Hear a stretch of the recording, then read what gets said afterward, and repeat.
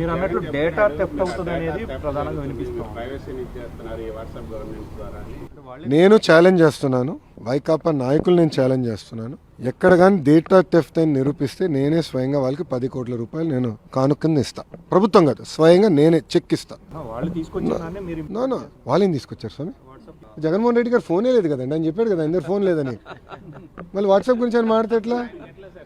అది కాదండి, జగన్మోహన్ రెడ్డి గారికి ఫోన్ లేదని ఆయనే చెప్పాడు, ఫోన్ పట్టుకుని తిరగడం ఆయనే చెప్పాడు ఒక ఇంటర్వ్యూలో. టీవీ9 ఉన్నాడు, టీవీ9 ఇంటర్వ్యూలో చెప్పాడు ఆయన. సో ఫోనే లేనాడు పాపం, వాట్సాప్ గురించి ఏం తెలుస్తుంది? వదిలేసేయండి సార్ ఆయన. ఎందుకు? ఎవరండి? ఫోన్ కొనిచ్చి పంపించమంటారా?